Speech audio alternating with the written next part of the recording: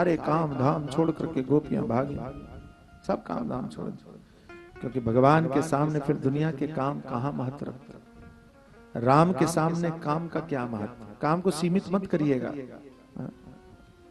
सारे झंझट काम ही है, सारे झंझट। जहां राम तह काम नहीं, जहां काम नहीं राम। कामों को महत्व दिया तो राम छूटे ही जाएंगे। इसलिए जिंदगी जब तक रहेगी फुर्सत न होगी। बोलो ऐसे नहीं, जोर से बोलो। जिंदगी जब तक रहेगी फुर्सत न होगी, कुछ समय ऐसा निकालो प्रेम कर लो श्री। जहां काम तहां राम नहीं, जहां राम नहीं काम। अगर कामों को महत्व दिया राम छूट जाएंगे। देव स्वरूप जी कहे आपको, कथा में आ जाओ, ओ स्वामी जी आते, घर में बड़ा काम है।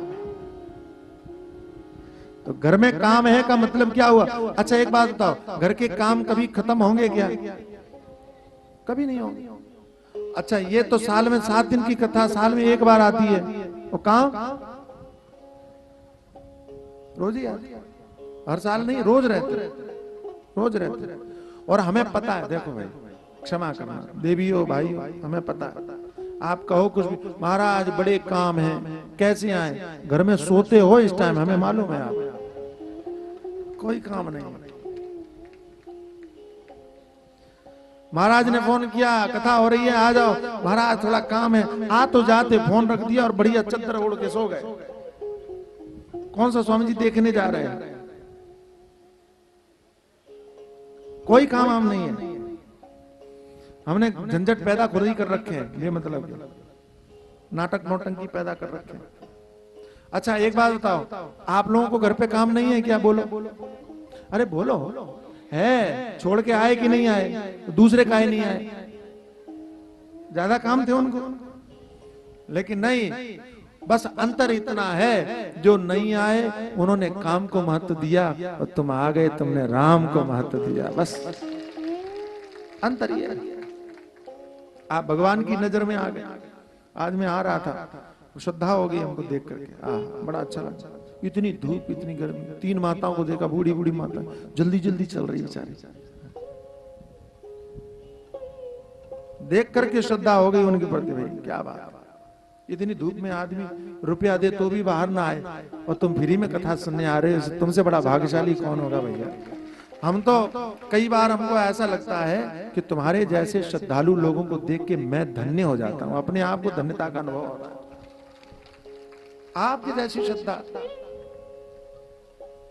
हमने देखा है, नेताओं की रैलियों में पैसा देकर के लोगों को बुलाया जाता है, फिर भी नहीं जाते, मना कर देते हैं।